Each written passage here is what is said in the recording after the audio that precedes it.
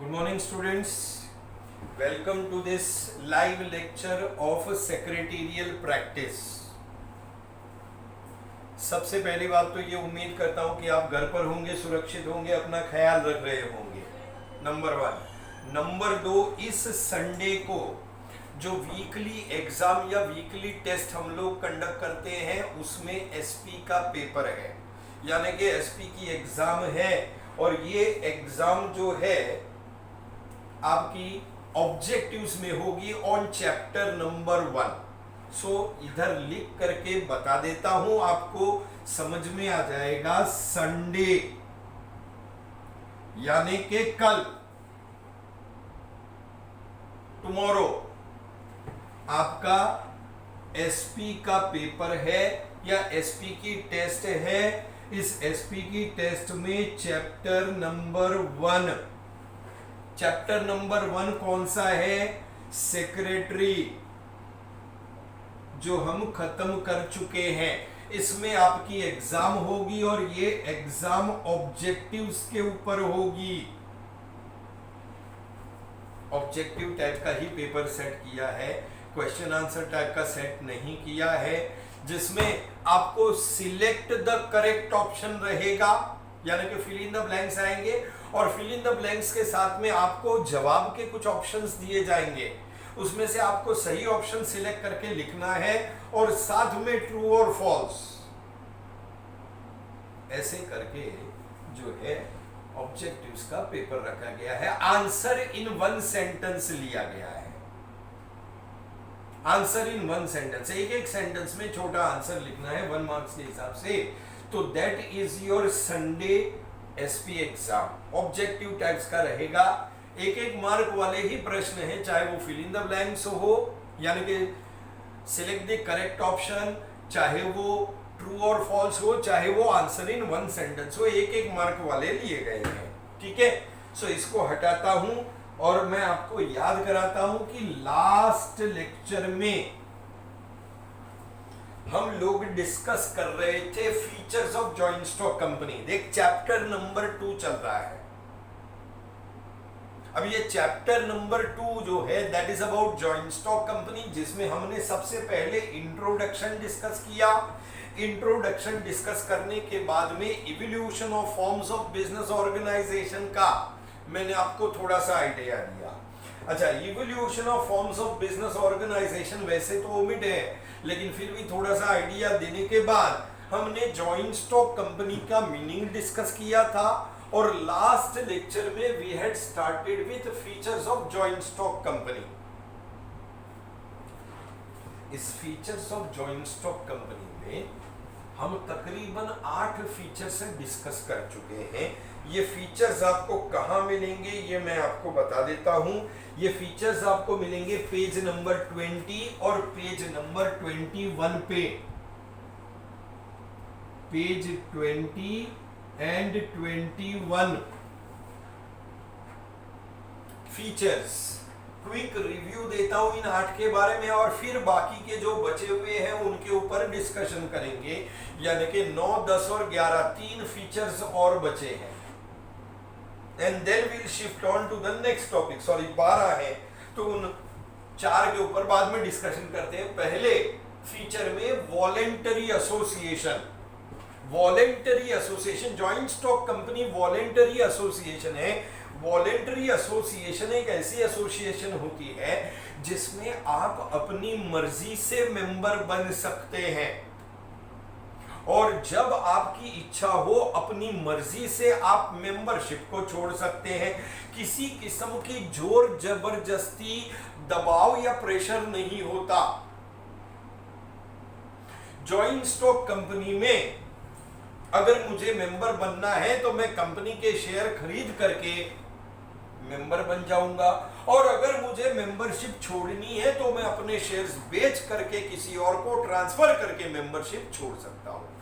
Voluntary association, अपनी इच्छा से I can become member, I can leave membership, there is no pressure.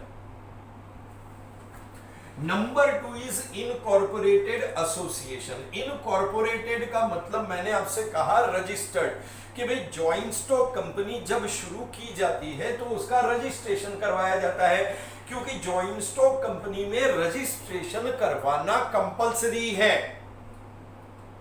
Registration is compulsory. सरकार ने हर राज्य में रजिस्ट्रार ऑफ कंपनीज अपॉइंट करके रखा है। जिस राज्य में मेरी कंपनी की हेड ऑफिस लोकेटेड होगी उस राज्य के रजिस्ट्रार के पास जाऊंगा और रजिस्ट्रेशन करवाऊंगा। बिना रजिस्ट्रेशन के मैं कंपनी को स्टार्ट नहीं कर सकता, क्योंकि कंपनी रजिस्टर्ड है, and that is why it is known as incorporated या रजिस्टर्ड एसोसिएशन। नंबर 3 है separate legal entity. See joint stock company में कंपनी का अस्तित्व या कंपनी की पहचान उसके ओनर या मेंबर्स की पहचान से अलग है। कानून की नजर में कंपनी एक अलग व्यक्ति है और कंपनी के ओनर्स अलग व्यक्ति है। So there is a separate legal entity या सेपरेट लीगल स्टेटस या आइडेंटिटी। कंपनी की पहचान उसके मेंबर्स की पहचान से अलग है। कानून की नजर में कंपनी अलग और मेंबर्स अलग। नंबर 4 है artificial person. Number 4 is artificial person. देख, कंपनी को जब मैं रजिस्टर करवाता हूं, शुरू करने के समय में रजिस्ट्रेशन करवाना कंपलसरी है। जब मैं कंपनी को रजिस्टर करवाऊंगा तो कंपनी का जन्म होगा एक व्यक्ति के तौर पर। ये व्यक्ति जो कि कंपनी है वो रियल पर्सन नहीं। आप और मैं रियल पर्सन है, कंपनी रियल पर्सन नहीं है, कंपनी आर्टिफिशियल पर्सन है, क्योंकि कंपनी का कोई फिजिकल एग्जिस्टेंस यानी कि शारीरिक अस्तित्व नहीं है।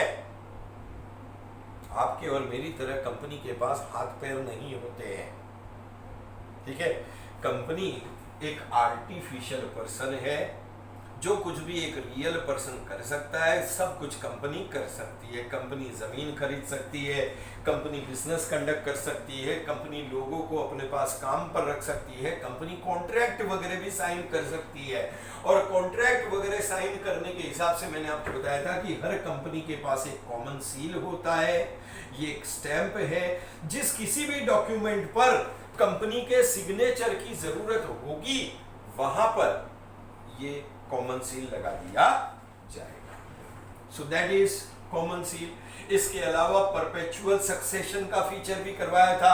परपेचुअल सक्सेशन में मैंने आपसे कहा था कि कंपनी एक व्यक्ति के रूप में long and stable life enjoy करती है।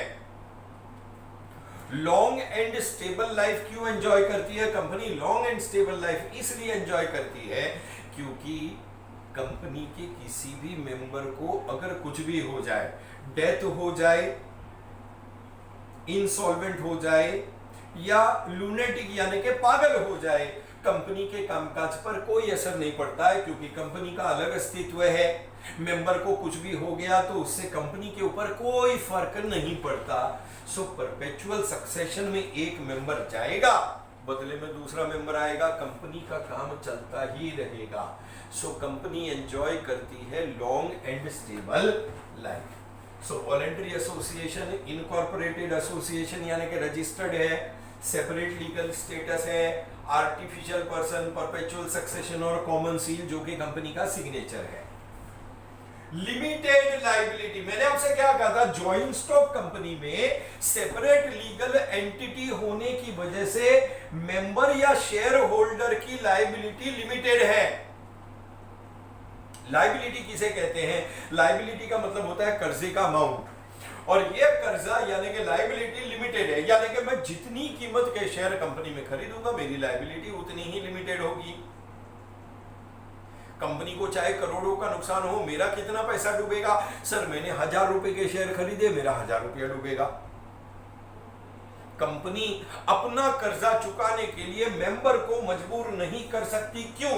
क्योंकि कर्जा कंपनी का है, कंपनी का अस्तित्व अलग है, शेयर होल्डर या मेंबर का अस्तित्व अलग है। कंपनी के कर्जे के लिए शेयर होल्डर जिम्मेदार नहीं होगा। सो लिमिटेड लायबिलिटी है। और लास्ट पॉइंट जो हमने लास्ट लेक्चर में डिस्कस किया था वो था separation of ownership and management. इस separation of ownership and management में मैंने आपसे कहा था कि कंपनी की ओनरशिप शेयर होल्डर के हाथ में है, मगर वे लोग कंपनी को मैनेज नहीं करते हैं। कंपनी को मैनेज करने के लिए बोर्ड ऑफ डायरेक्टर्स अपॉइंट किए जाते हैं जो कि कंपनी का मैनेजमेंट करते हैं on behalf of the share holders. यहां तक हमने लास्ट लेक्चर में डिस्कस किया था। अब उससे आगे just give me 1 second, I will be back.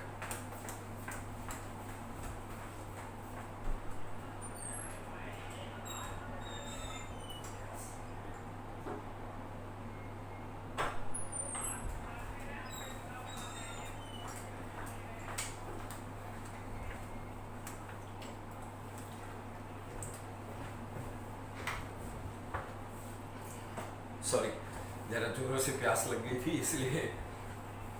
Next feature की तरफ चलते हैं, that is transferability of shares.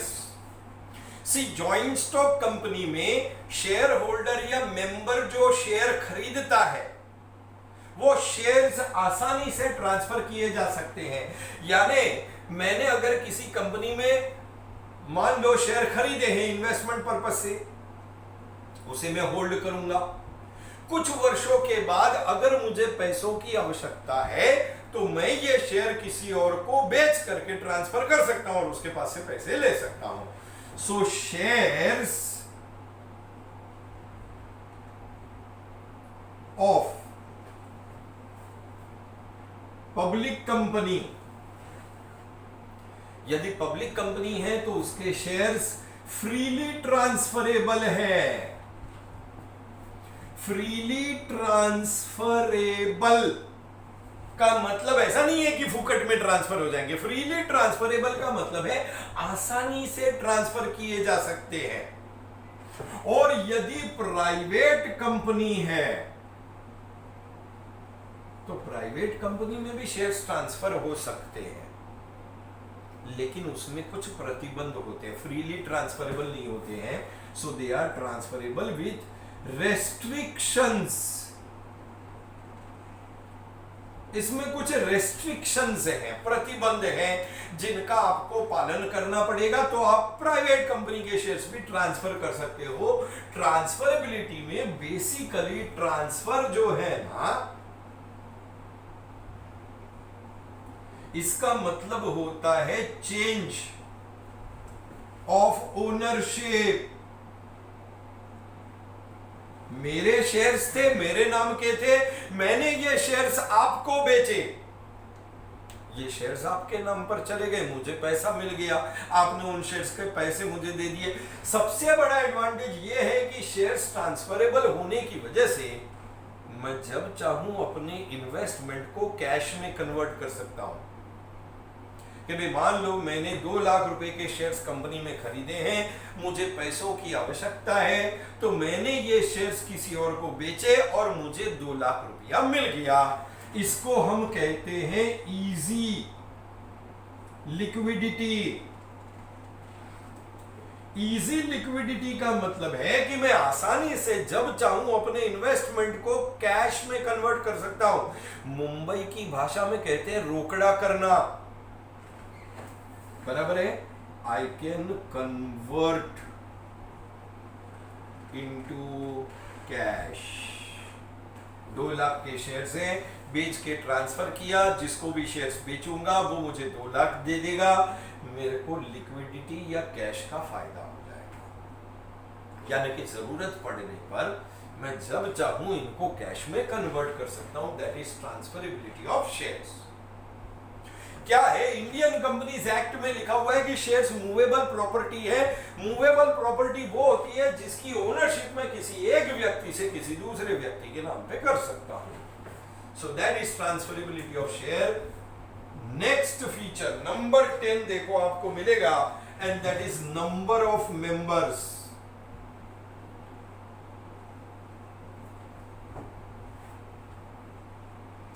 देख, नंबर ऑफ मेंबर्स का ऐसा है कि सोल ट्रेडिंग या सोल प्रोप्राइटरशिप में एक ही ओनर होता है।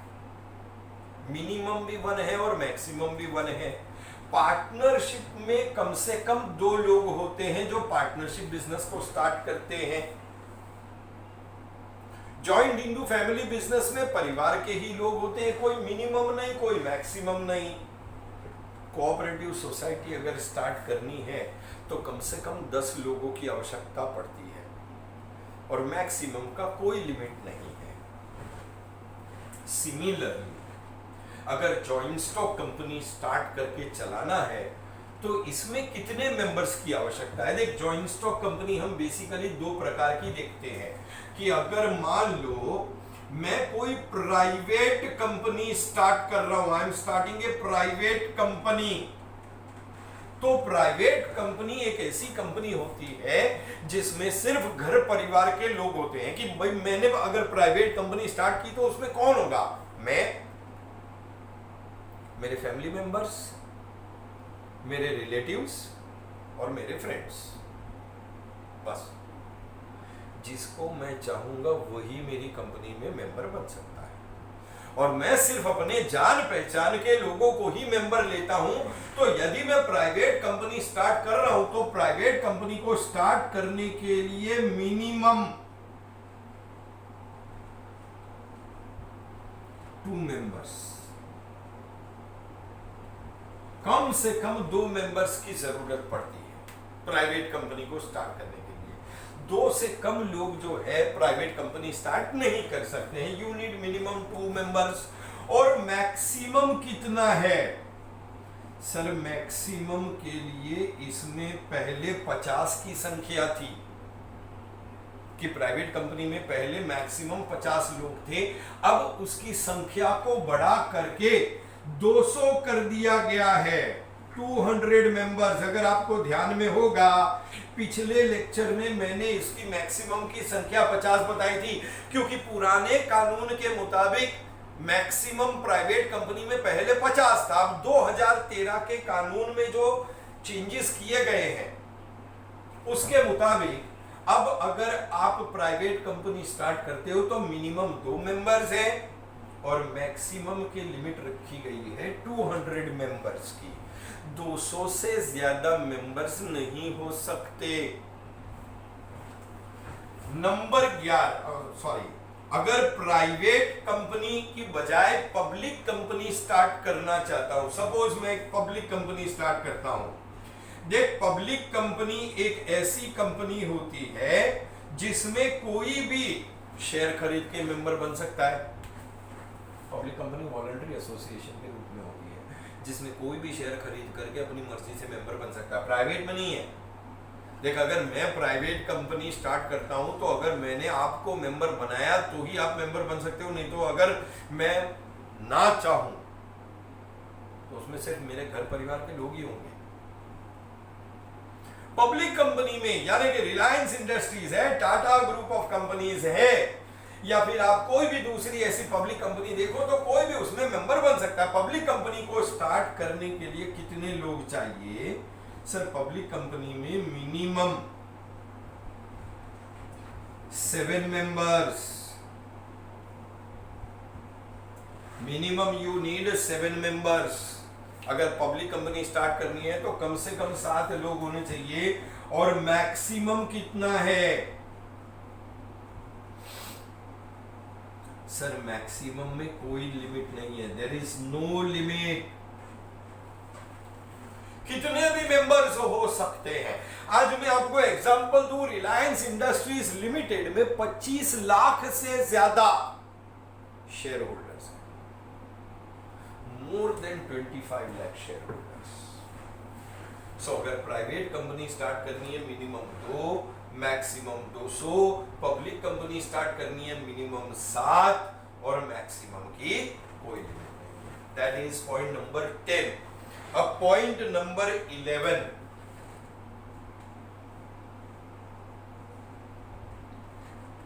एक काम करते थोड़ा ऊपर ले लेते हैं इसको, इरेज करता हूं जरा।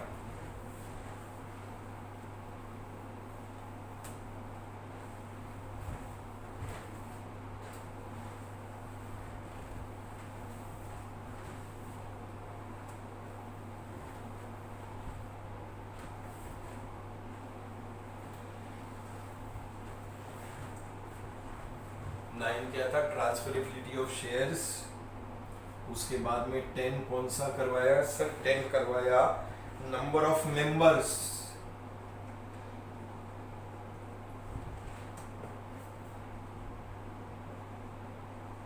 प्राइवेट में मिनिमम 2 मैक्सिमम 200, पब्लिक में मिनिमम 7 मैक्सिमम की कोई लिमिट नहीं है।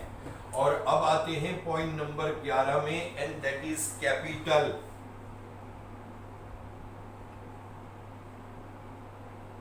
Point number 11 that is capital. देख, जॉइंट स्टॉक कंपनी एक लार्ज बिजनेस ऑर्गेनाइजेशन है, और लार्ज बिजनेस ऑर्गेनाइजेशन होने के नाते it has got a large capital. Company को लार्ज कैपिटल की आवश्यकता पड़ती है, और ये लार्ज कैपिटल जो है वो कंपनी अलग अलग तरीके से जुटा सकती है। इस लार्ज कैपिटल के कंपनी के पास बहुत सारे सोर्सेज हैं, यानी कि बहुत सारे रास्ते हैं जिनके जरिए कंपनी ये लार्ज कैपिटल कलेक्ट कर सकती है। कंपनी इस लार्ज कैपिटल को कलेक्ट करने के लिए पब्लिक को शेयर्स इशू कर सकती है, और शेयर्स के जरिए कैपिटल कलेक्ट किया जा सकता है। कंपनी पब्लिक को डिबेंचर्स इशू कर सकती है, और इन डिबेंचर्स के जरिए कैपिटल कलेक्ट किया जा सकता है। बहुत सारी कंपनियां पब्लिक को बॉन्ड्स इशू करती है, और इन बॉन्ड्स के जरिए कैपिटल कलेक्ट करती है। कंपनी लोन भी ले सकती है, बैंक से या फाइनेंशियल इंस्टीट्यूशन से लोन भी लिया जा सकता है। So that is capital, large capital है। ये लार्ज कैपिटल एक या दो लोग कंट्रीब्यूट नहीं कर सकते, मैं आपको पहले ही बता चुका हूं। कंपनी का लार्ज कैपिटल छोटे छोटे हिस्सों में बटा हुआ होता है। इन छोटे छोटे हिस्सों को हम शेयर्स कहते हैं, या कंपनी उधार लेने के लिए डिबेंचर्स या बॉन्ड्स इशू करती है। So that is large capital. और आपको आखिरी पॉइंट जो है that is point number 12, government control. Government control, see government जो है ना, उसने कानून बनाया है जॉइंट स्टॉक कंपनी की एक्टिविटीज को कंट्रोल और मॉनिटर करने के लिए। सी भारत में हजारों कंपनियां अपना बिजनेस कंडक्ट कर रही है। ये कंपनियां नियम के अनुसार चले, इसके लिए ये कंपनियां ईमानदारी से अपना काम करे, इसके लिए सरकार ने कानून बनाया है। बराबर है।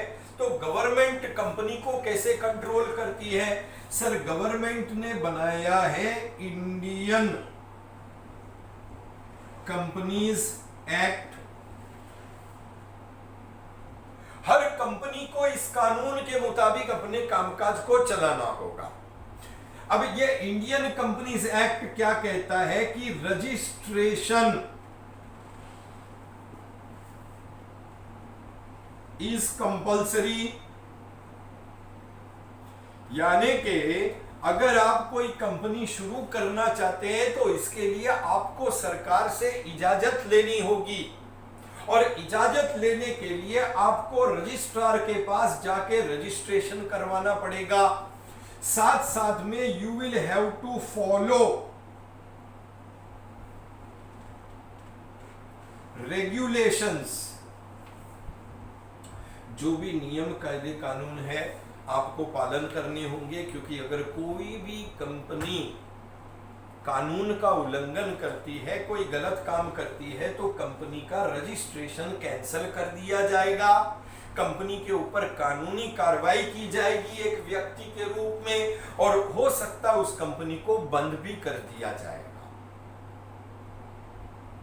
तो सरकार कंट्रोल करने के लिए कानून बनाया है, रजिस्ट्रेशन करना कंपलसरी है, नियमों का पालन करना पड़ेगा, और समय समय पर रजिस्ट्रार के पास जा करके आपको कंपनी के कामकाज की जानकारी देनी होगी। You will have to file returns with registrar of companies, ROC का मतलब है रजिस्ट्रार ऑफ कंपनीज। उसके पास जा करके समय समय पर आपको कंपनी के कामकाज से संबंधित कागजात जमा कराने पड़ेंगे, that is filing returns with registrar of companies. So that is what is you can say features of joint stock company. अब इसके बाद का जो टॉपिक है that is about the different types of companies या classification of joint stock company. मेरा ऐसा मानना है कि आपको ये फीचर से समझ में आ गए होंगे। अगले लेक्चर में जब मैं मिलूंगा, at that time I will discuss with you the different types of companies. तो हमारा ये चैप्टर खत्म हो जाएगा, टाइप्स ऑफ कंपनीज से चैप्टर नंबर 2 खत्म हो जाएगा। फिलहाल मैं आपको कल जो एग्जाम होने वाली है उसका आइडिया दे देता हूं, बराबर है। जैसे मैंने आपसे कहा कि मैं सिलेक्ट द करेक्ट आंसर लेने वाला हूं, सिलेक्ट द करेक्ट आंसर के बाद में ट्रू और फॉल्स लेने वाला हूं, और उसके अलावा आंसर इन 1 सेंटेंस लेने वाला हूं। 20 मार्क्स का आपका पेपर है। Select the correct answer 1-1 mark वाला है, ट्रू और फॉल्स 1-1 मार्क वाला है, आंसर इन 1 सेंटेंस 1-1 मार्क वाला है। ये सब मिला के 20 मार्क्स का आपका पेपर है। और ये 20 मार्क्स के पेपर के लिए आपको 45 मिनट्स या 1 आवर का टाइम दिया जाएगा। तो आपने उसको लिखना है और लिखने के बाद में यहाँ पे सबमिट कर देना है, ठीक है। सो कल की एग्जाम्स के लिए best of luck. Next Saturday Diwali रहेगी, तो नेक्स्ट सैटरडे शायद लेक्चर नहीं हो पाएगा। You will be informed accordingly. फिलहाल तब तक के लिए मेरी आपसे सलाह है, स्टे होम, स्टे सेफ। और यदि हम नेक्स्ट सैटरडे नहीं मिलते हैं तो आप लोगों को एडवांस में मेरी तरफ से दिवाली की हार्दिक शुभकामनाएं। Thank you very much.